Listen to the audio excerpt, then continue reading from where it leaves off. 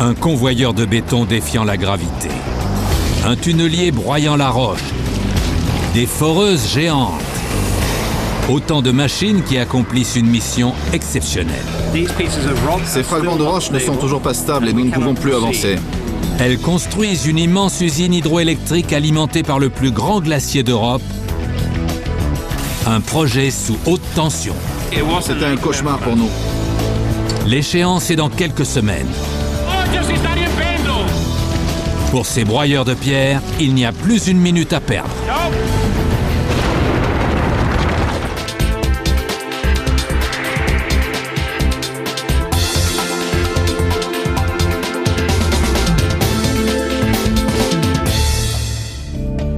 Cap sur l'est de l'Islande. Située à 320 km de la capitale Reykjavik et à 160 seulement du cercle arctique, cette région est l'une des plus reculées de la planète. C'est aussi le site d'un des projets les plus ambitieux au monde, le complexe hydroélectrique de Karanjukar. Objectif, exploiter l'énergie de 2 puissantes rivières glaciaires, l'acheminer par un tunnel souterrain de 40 km de long et en faire de l'électricité. Pour accomplir cette tâche herculéenne, il faut non pas une, mais 3 énormes structures.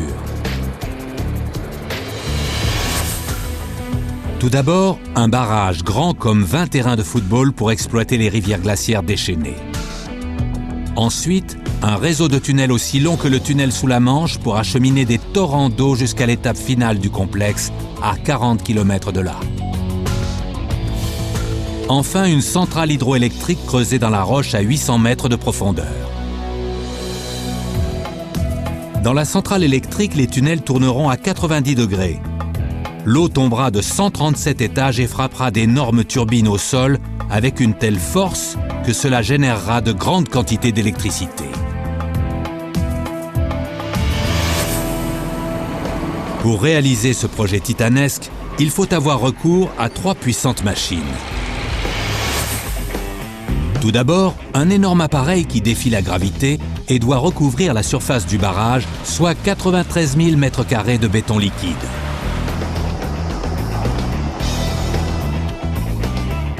Ensuite, un tunnelier, véritable broyeur de pierre. C'est un monstre de 120 mètres de long réduisant la roche solide en miettes. Et pour finir, une foreuse géante. Il faudra dynamiter pour creuser la centrale électrique dans cette paroi rocheuse. Et avec ses 3 bras pour percer les trous où on logera ensuite les explosifs, cette foreuse est la machine idéale.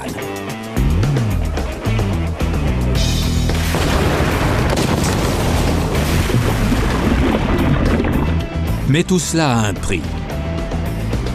Le coût de l'opération est évalué à plus d'1 milliard d'euros.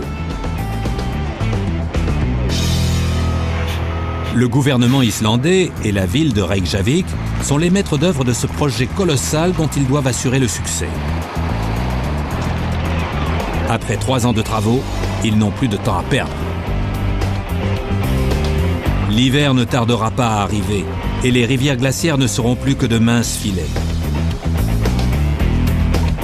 Or, sans afflux d'eau suffisant, le réservoir ne se remplira pas et le complexe ne pourra pas générer d'électricité.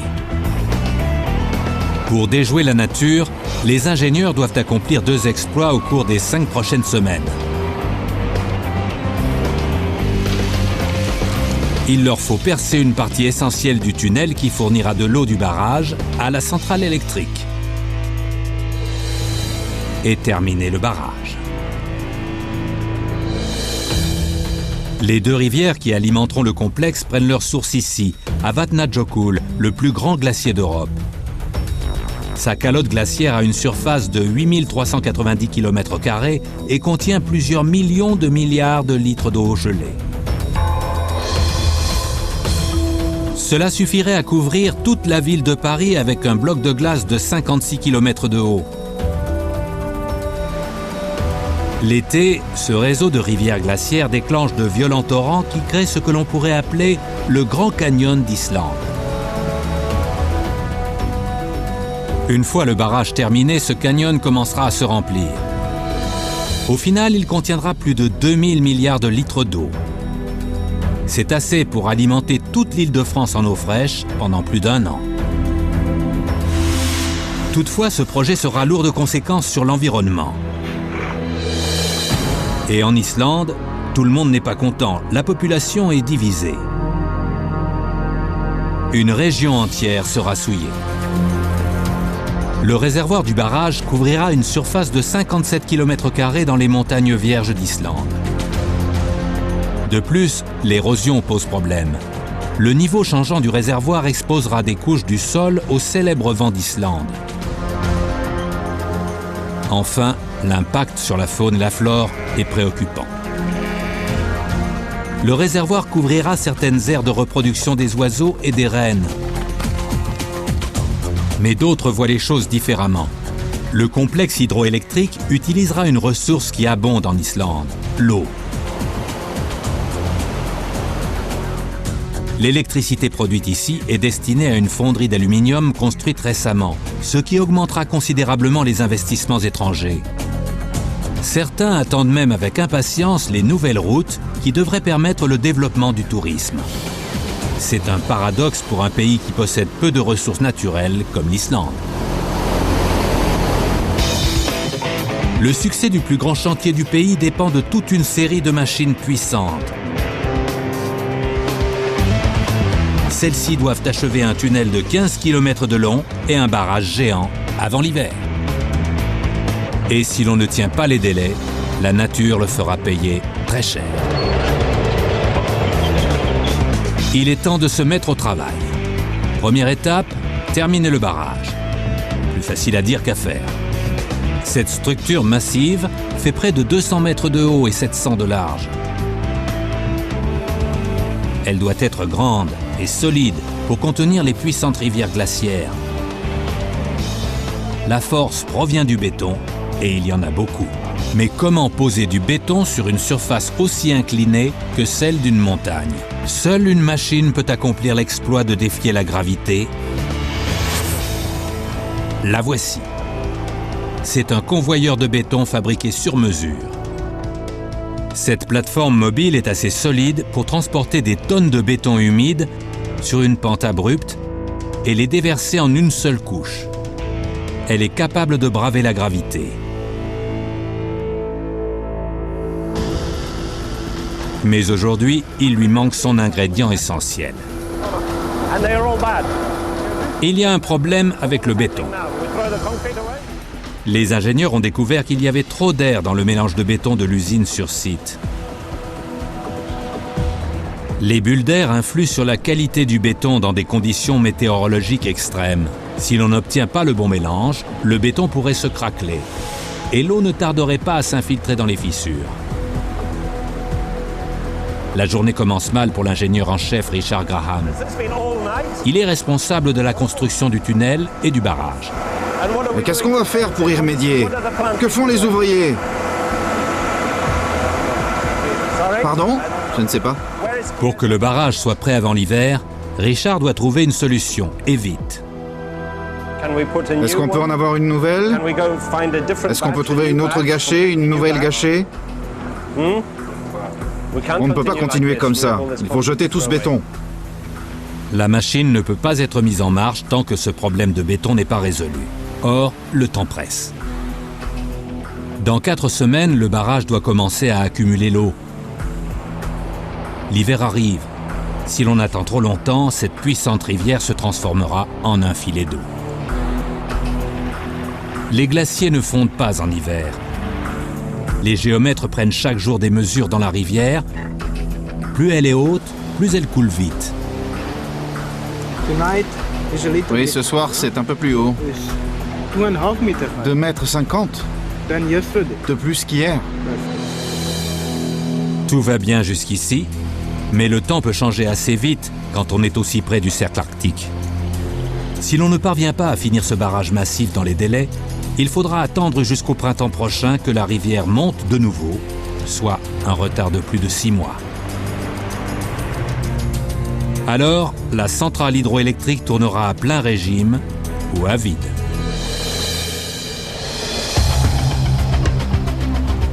Nous sommes à J-20 pour le projet électrique de Karanjukar. Tandis qu'à la surface, les ouvriers se dépêchent de terminer le barrage, sous terre, une autre échéance approche. L'achèvement d'un tunnel particulièrement long. Le tunnel est la clé du projet. Il achemine en effet l'eau du barrage au générateur à 40 km de là, où l'électricité est produite. On n'a encore jamais tenté de dévier de telles quantités d'eau à cette profondeur en Islande. C'est un peu comme si on essayait de faire passer une rivière torrentielle dans une paille. C'est un énorme défi car le terrain est particulièrement difficile. Les montagnes islandaises sont composées essentiellement de basalte, l'une des roches les plus dures de la planète. Il n'y a qu'une machine qui soit assez forte pour perforer une roche aussi dure. La voici.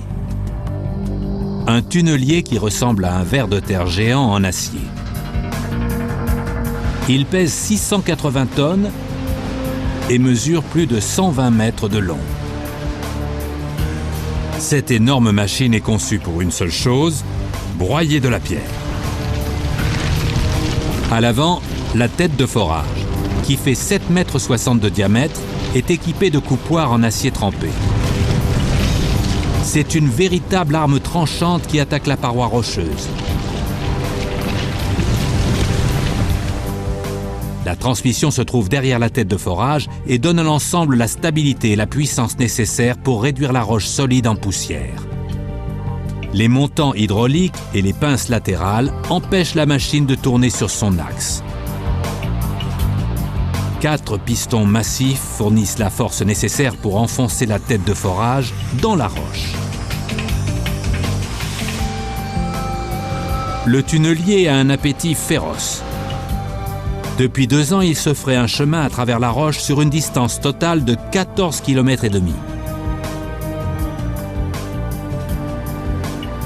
Dans 3 semaines à peine, il est censé atteindre son objectif.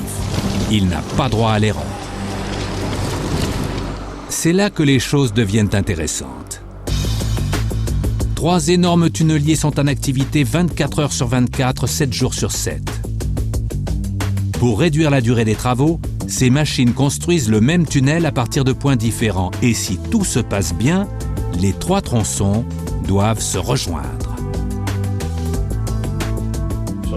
Mais il y a un problème.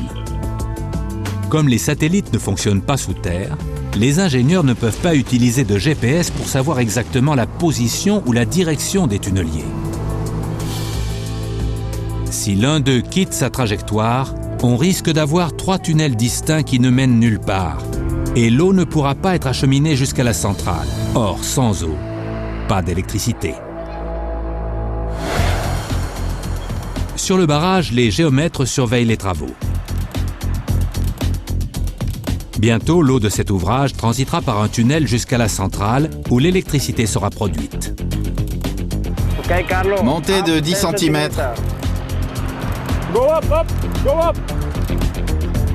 Pour cette équipe, la date fatidique approche. Dans 4 semaines, le barrage commencera à accumuler l'eau.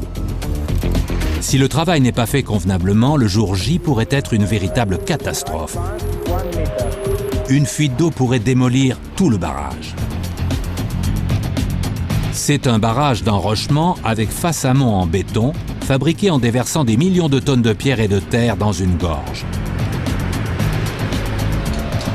Avec le temps, l'ouvrage bouge et se stabilise sous son propre poids. S'il se stabilise correctement, il sera solide. Dans le cas contraire, la pression constante de l'eau le fera céder. En 2006, le barrage de Campos Novos, au Brésil, le 3e plus grand ouvrage du genre au monde, a eu une faille grave. Des milliards de litres d'eau se sont écoulés du réservoir, provoquant un immense désastre. Les ingénieurs veulent être certains que cela ne se produira pas ici. Il est normal qu'un barrage bouge sous l'énorme poids des pierres dont il est composé et sous la pression de l'eau qui le retient. Pour s'assurer que le barrage de Karanjukar ne bouge pas trop, des géomètres tracent des marques sur la face amont et les transposent sur un axe de coordonnées. Ils peuvent ensuite évaluer dans quelle direction et sur quelle distance l'ouvrage se déplace. Comme un trou dans une digue, la moindre fuite pourrait démolir ce barrage. Et pour une structure de cette taille, ce serait une catastrophe inimaginable. Ce barrage culminera à plus de 180 mètres, ce qui en fera le plus haut du genre en Europe et l'un des plus grands du monde. Pour bâtir ce type d'ouvrage, il faut déplacer des montagnes de pierres et de terre. Il y a 3 grandes carrières sur ce site. 80% des matériaux proviennent de celle-ci. Et le meilleur moyen de transformer de la roche en gravat, c'est de dynamiter.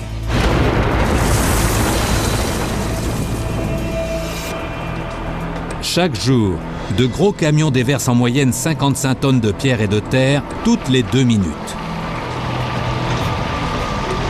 La pierre est déposée par couches, de la plus grossière à la plus fine, pour améliorer l'étanchéité de la structure. L'ingénieur Carl Jensen doit s'assurer que les travaux se déroulent comme prévu. Nous avons rempli 98% du barrage. La dernière section que l'on peut voir ici sera terminée d'ici 1 mois à 1 mois et demi. Après avoir passé plus de 2 ans à déplacer 3 fois la quantité de pierre utilisée pour construire la pyramide de Gizeh, le barrage est presque achevé. Retour à la bétonnière. Le problème des bulles d'air dans le mélange a été résolu juste à temps. 500 000 tonnes de pierre et de terre sont nécessaires pour couvrir la face amont du barrage et il faut terminer avant l'arrivée de l'hiver. Un travail qui requiert force et savoir-faire. Tout d'abord, il faut munir l'ouvrage d'une armature métallique. La face amont doit être assez solide pour résister aux énormes pressions du lac. L'acier renforce le béton. Tels des alpinistes, des ouvriers escaladent le barrage pour installer l'armature métallique. La paroi abrupte et glissante est exposée aux puissants vents provenant du glacier. Le moindre dérapage pourrait être fatal. Passons maintenant à une étape cruciale, le coulage. Le béton doit être déposé en une seule couche, parfaitement lisse. Sinon, l'eau pourrait fuir et l'ouvrage pourrait s'effondrer. Une autre machine prend le relais. Ceci est une plateforme mobile, construite sur mesure pour déverser des tonnes de béton sur un terrain très escarpé. Elle fait près de 15 mètres de large et elle est alimentée en béton humide par une benne. D'énormes treuils fixés en haut du barrage font coulisser la plateforme à une vitesse d'un peu moins de 2 mètres par heure.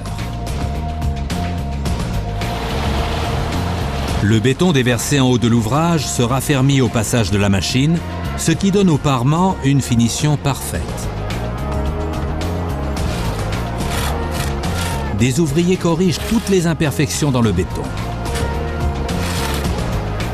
Aujourd'hui, ils traitent une section de 15 mètres de large et 60 mètres de long, tandis que le béton coule continuellement. Une fois en marche, cette machine qui défie la gravité ne peut plus s'arrêter. Autrement, le parement ne serait pas parfait et il y aurait un risque de fissure. À ce rythme, le barrage sera prêt pour collecter de l'eau dans 4 semaines. Mais ce n'est pas la seule échéance. À 40 km au nord-est du barrage, une autre série de machines est à l'œuvre pour bâtir la centrale électrique. Comme le barrage massif et le tunnel, cette structure repose sur un plan audacieux. Elle utilise la nature pour produire de l'énergie. Et voilà comment ça marche. La centrale électrique est construite à l'intérieur d'une petite montagne en aval du barrage. Le tunnel achemine l'eau en haut de la montagne. Le plan de la centrale est ainsi fait que l'eau transite ensuite par un tube spécial appelé conduite forcée.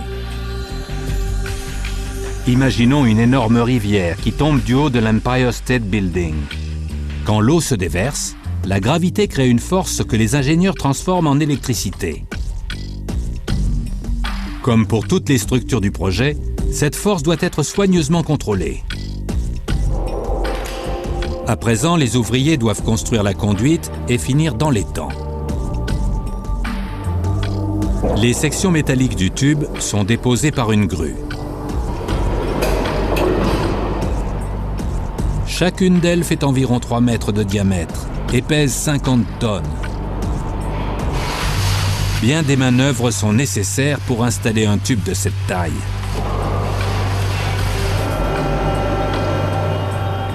Il faut le retourner, le faire basculer sur son extrémité et le faire tomber dans le vide avec précaution.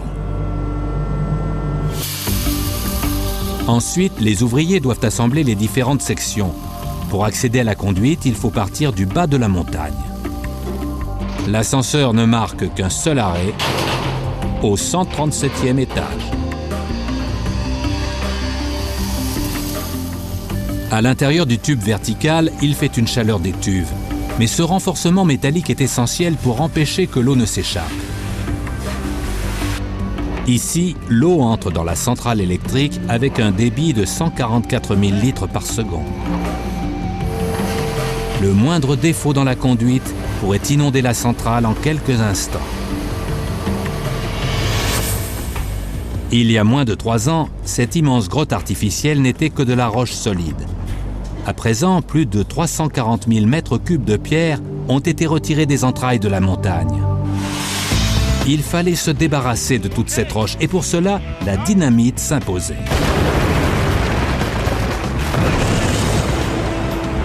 Il est assez dangereux d'utiliser de la dynamite à la surface. À 180 mètres sous terre, chaque détonation est un risque calculé. En cas de problème, le plafond pourrait s'effondrer. Pour mener l'opération à bien, il faut un matériel de haute précision. Voici la machine la mieux adaptée à ce travail extrêmement risqué. Cette foreuse, qui pèse plus de 44 tonnes, est actionnée hydrauliquement et contrôlée par ordinateur. Ce n'est pas sa taille, mais ses capacités qui en font une championne du dynamitage. Avant chaque détonation, la forme et la profondeur des charges explosives sont minutieusement calculées et programmées. Puis, on passe à l'attaque. Cette foreuse informatisée retire la roche solide que le tunnelier géant ne peut atteindre. D'un bout à l'autre, elle mesure plus de 16 mètres, ce qui lui donne une portée incroyable. Elle dispose de 3 bras multidirectionnels. Chacun d'eux creuse des trous de 5 à 6 mètres de profondeur avec une précision chirurgicale. De plus, cette machine est rapide. Une fois l'ordinateur en marche, elle perce environ 46 mètres carrés de roche, soit la façade d'une maison de 2 étages, en 2 heures seulement. Après avoir creusé les trous, il est temps de poser les charges. Sur ce chantier, l'explosif est un composé étanche parfaitement stable. Les charges sont soigneusement mesurées, puis insérées dans la paroi selon un plan complexe. Tout est conçu pour assurer une déflagration maximale. On évacue les lieux. C'est un travail dangereux. Si tout se passe bien, la paroi rocheuse sera bientôt réduite en poussière. Sinon, toute cette zone pourrait s'effondrer.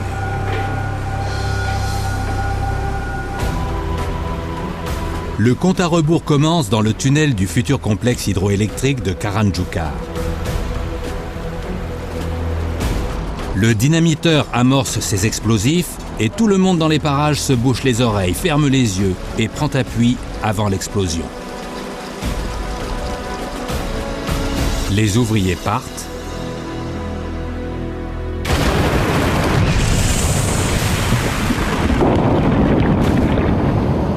Et l'onde de choc envahit l'espace confiné. La fumée disparaît et c'est gagné. Un énorme tas de gravats, voilà tout ce qu'il reste des quelques 600 tonnes de parois rocheuses, soit le poids de plus de 3 avions gros porteurs. Heureusement, 2 puissantes machines sont prêtes à entrer en action et à retirer ces débris. Un broyeur et un convoyeur. La mission du broyeur est de concasser les grosses pierres et de les rendre plus faciles à transporter. Il s'attaque à ce tas de pierres qu'il réduit très vite en petits fragments.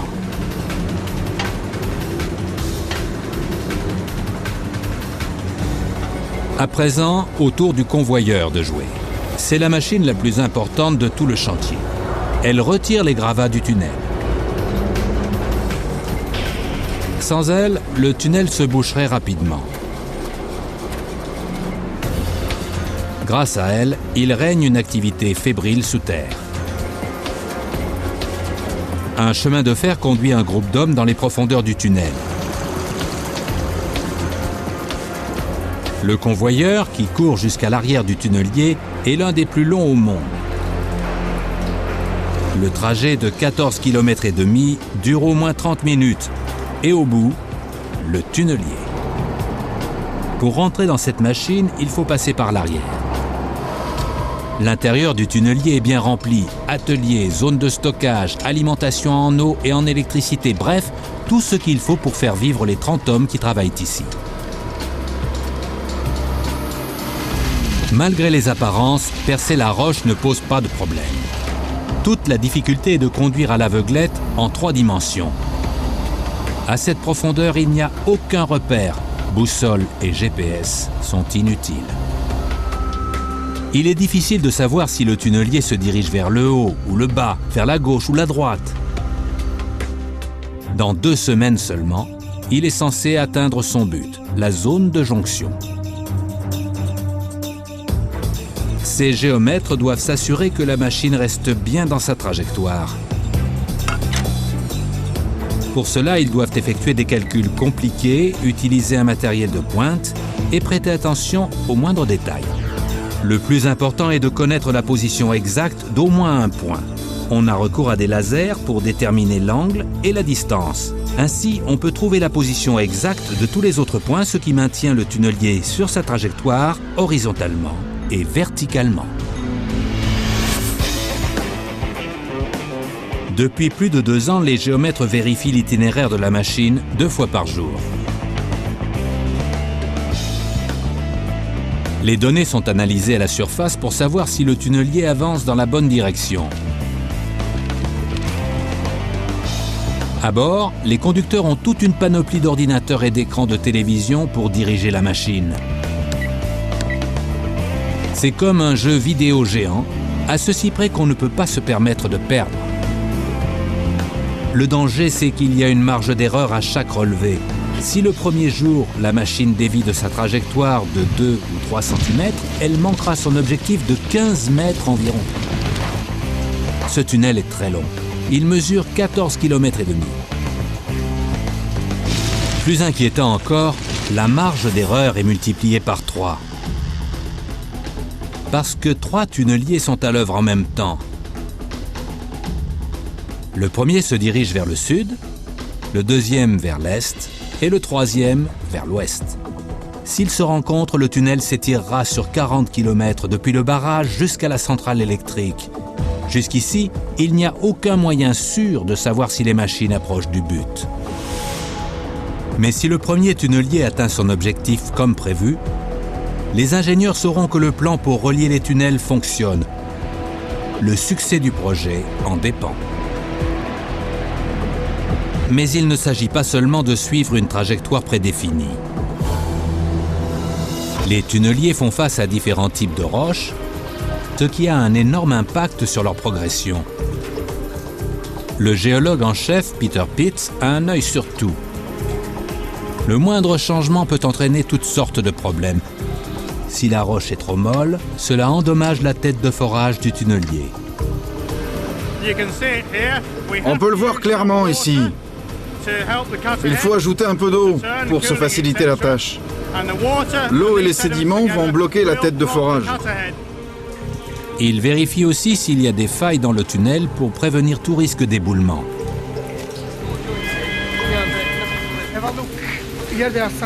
Et puis il y a le problème qui perturbe ce chantier depuis le premier jour, l'eau. Le succès du projet dépend de la capacité à exploiter la force de cet élément.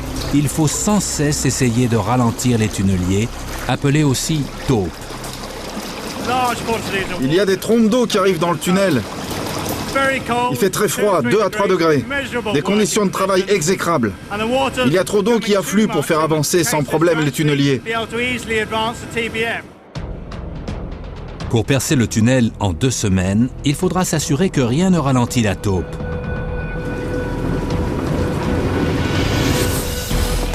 À l'autre bout du tunnel, les ouvriers en sont à un stade critique de la construction de la centrale électrique. Aujourd'hui, ils vont installer une énorme section du générateur, le stator. Cet anneau d'acier géant fait 6 mètres de diamètre. Il est rempli de fils et pèse plus de 150 tonnes. Il doit être manipulé avec précaution. Il pourrait facilement broyer des conduits électriques fragiles ou pire, des techniciens. Il y a moins de 2 cm de jeu. C'est extrêmement peu. On arrive à la baisser doucement. En allant doucement, ça ira. Ce générateur est une masse de fils et de pièces pivotantes. Il doit être parfaitement installé pour une efficacité maximale. Voilà comment ça marche. L'eau coule du barrage dans le tunnel, puis descend par une conduite verticale. Elle arrive au fond du générateur sous une pression très forte. Quand l'eau touche la turbine située à la base du générateur, elle la fait tourner. À son tour, celle-ci fait pivoter un tube magnétique appelé rotor qui se trouve en haut de la turbine. Le champ magnétique du rotor tourne à l'intérieur de la masse de fil du stator, ce qui produit de l'électricité. Dans le cas présent, c'est un courant très puissant.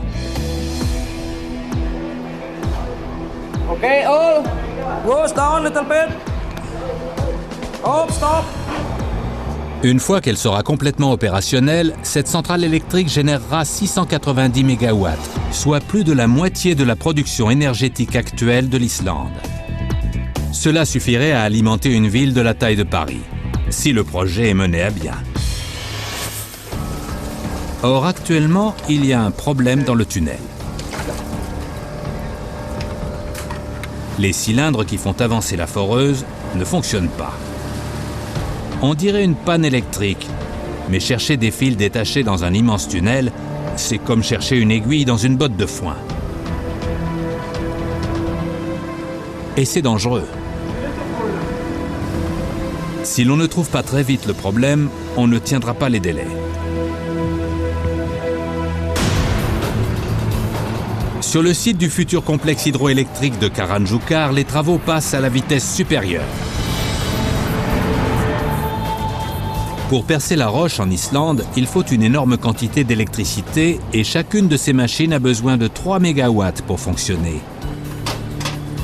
Entourés d'eau à plusieurs mètres sous terre, les électriciens cherchent désespérément un fil détaché qui court-circuite la machine.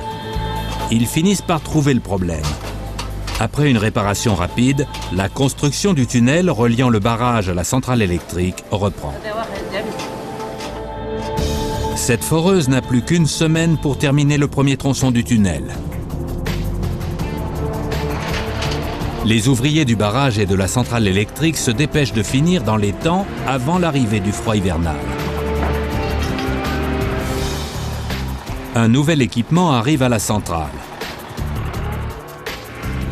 Cela ressemble peut-être à une grande boîte jaune, mais c'est la clé du succès de ce projet.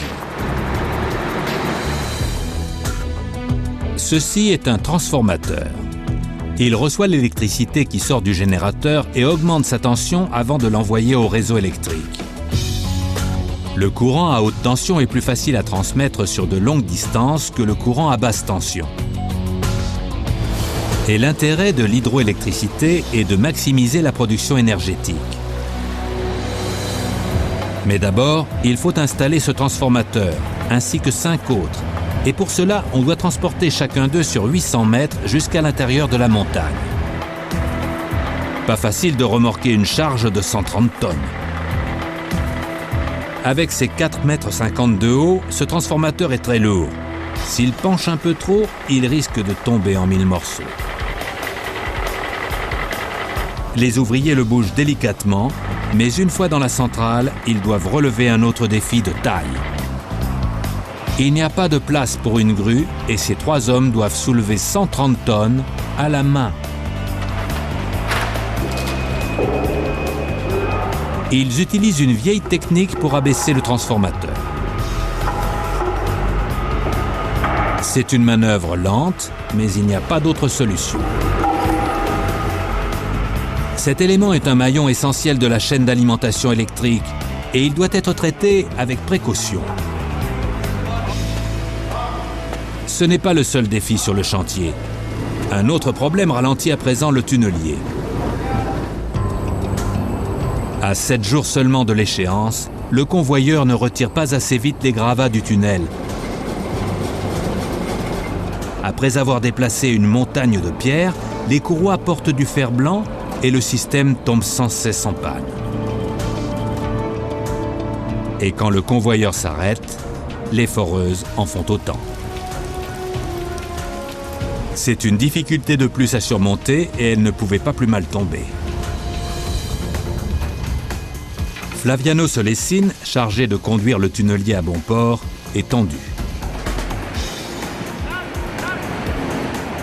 Depuis 2 ans, il travaille sur ce projet et il est décidé à tenir les délais.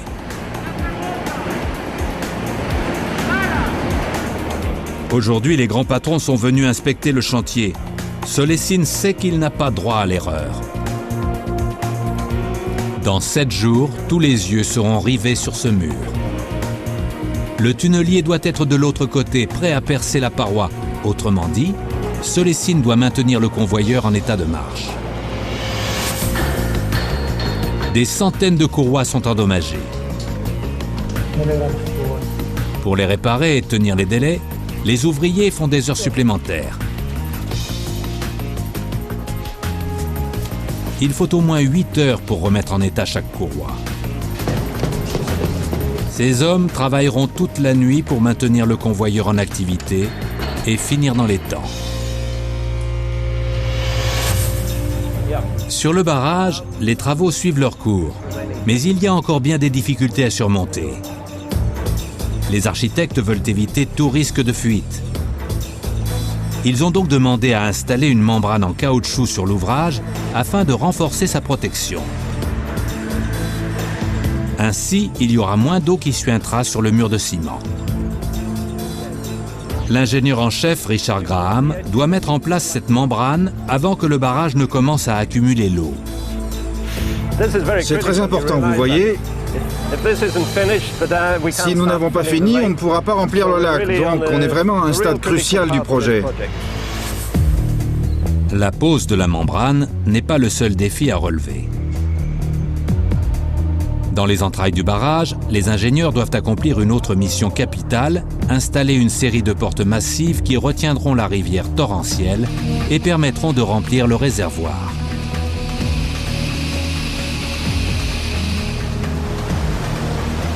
Il faut arrêter le cours d'eau d'un seul coup. Ces portes doivent donc fonctionner à la perfection. Les échéances arrivent à grands pas les unes après les autres pour toutes les équipes.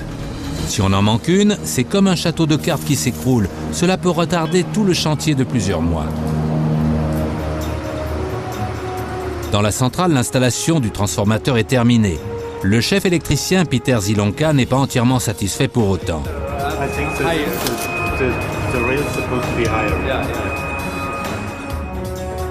Il y a un décalage d'1 ou 2 centimètres.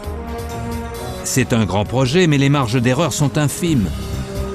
Ce transformateur doit être parfaitement encastré, sans quoi l'électricité peut se dissiper dans l'air. Et il y en a 5 autres à installer.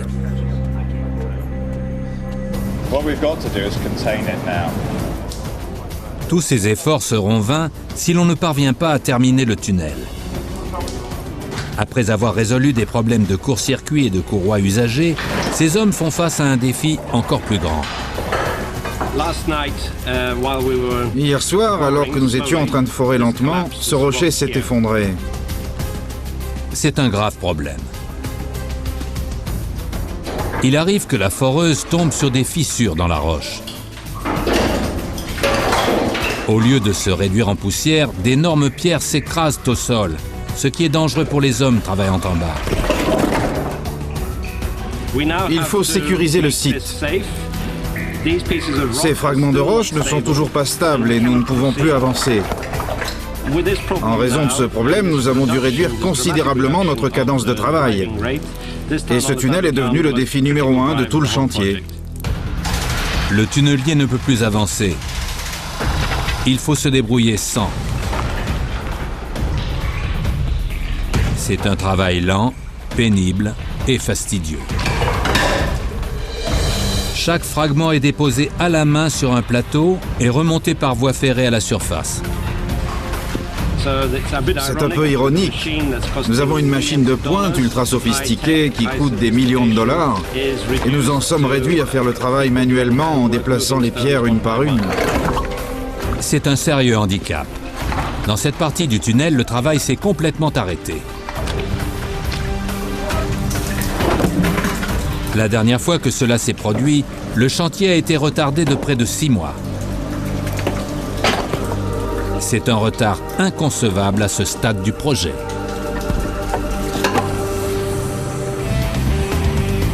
Sur le barrage du futur complexe hydroélectrique de Karanjukar, la plateforme mobile de coulage de béton est à 2 doigts de la victoire. Elle est sur le point de terminer le barrage juste à temps pour que le réservoir se remplisse avant l'hiver. La plateforme coule le béton sur le dernier tronçon du gigantesque ouvrage. L'opération a commencé il y a 24 heures. Après plusieurs mois de travail épuisant à couvrir près de 93 000 mètres carrés, cette puissante machine n'est plus qu'à quelques heures de la fin. L'objectif est de rendre ce mur le plus étanche et le plus solide possible pour retenir le lac. Peu de machines dans le monde peuvent effectuer cette tâche. Sous terre, les hommes sont sur le point de savoir si une autre puissante machine va réussir ou pas. C'est le jour J. Le tunnelier doit percer ce mur aujourd'hui. Il y a de la tension dans l'air. Si le tunnelier suit bien sa trajectoire, il percera cette paroi rocheuse. Sinon, ce sera un désastre total. Dans le tunnel, les ouvriers ont passé la journée à retirer des tonnes de pierres d'une fissure pour que la machine puisse avancer.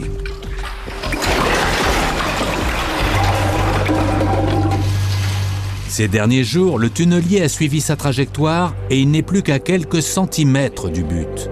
Si tout se passe bien, il devrait percer le mur au cours des 2 prochaines heures.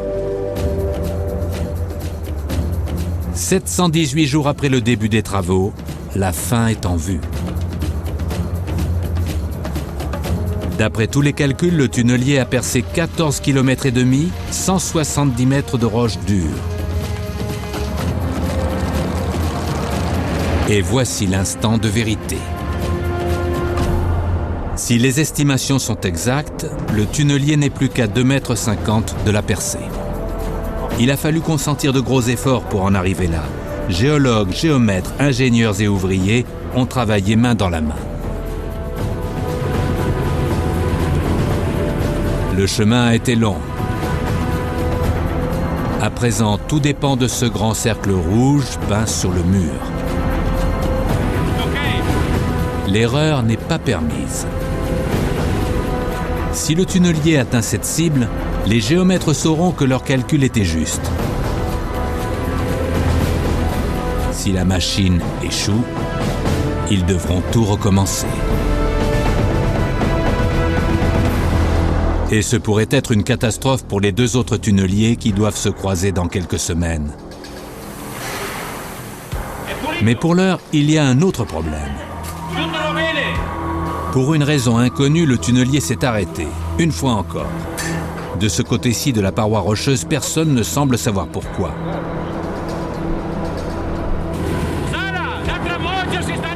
L'ingénieur en chef veut une réponse. À bord du tunnelier, Flaviano Solesine, responsable du bon déroulement de l'opération, est sous pression.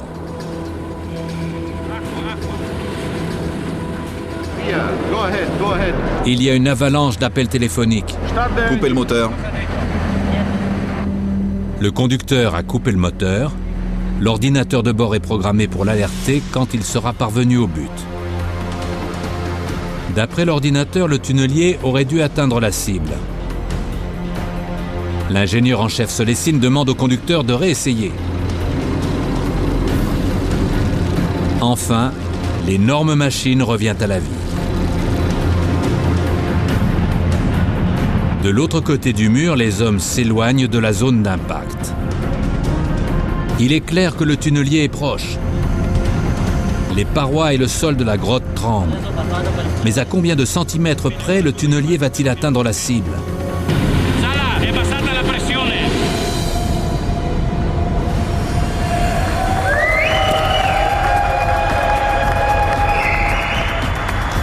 Enfin, des fissures apparaissent.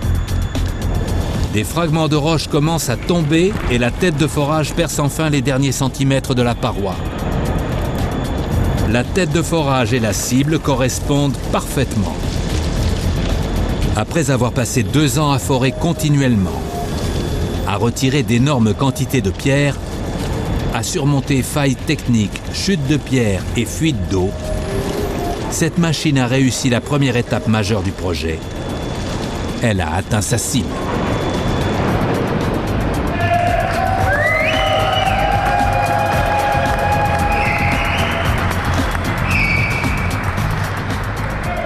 Solesine et son équipe se dirigent vers la tête de forage. C'est par là qu'ils doivent passer pour rejoindre les autres.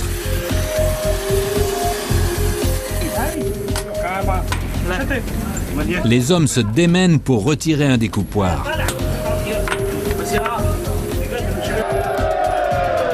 Puis, ils réapparaissent de l'autre côté sous les applaudissements de la foule. Tout le monde attendait ce moment qui restera dans les annales.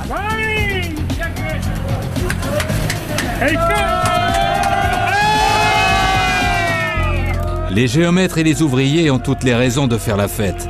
Ils ont conduit le tunnelier sur une trajectoire quasiment droite de 14 km et demi et ont atteint leur cible à quelques centimètres près. Parfait. On a bien commencé et on finit bien. Voilà une incroyable épreuve de force et d'endurance.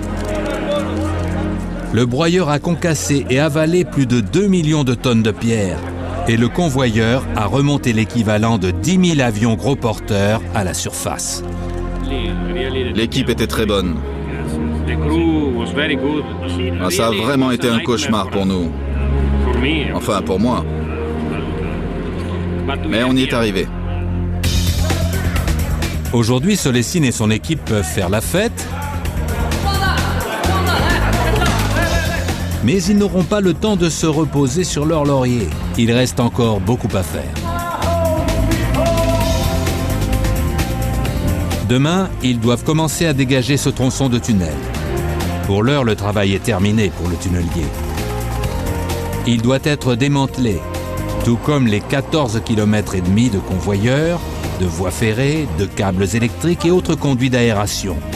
Ces hommes ont encore 6 mois à passer à 180 mètres sous terre. Cette percée est la première étape importante du projet hydraulique de Karanjukar. Ailleurs, le travail se poursuit 24 heures sur 24. Une fois terminé, ce chantier sera un ouvrage remarquable. Une victoire acquise de haute lutte malgré les conditions naturelles difficiles et les délais serrés. Un exploit rendu possible grâce à un ensemble de machines exceptionnelles.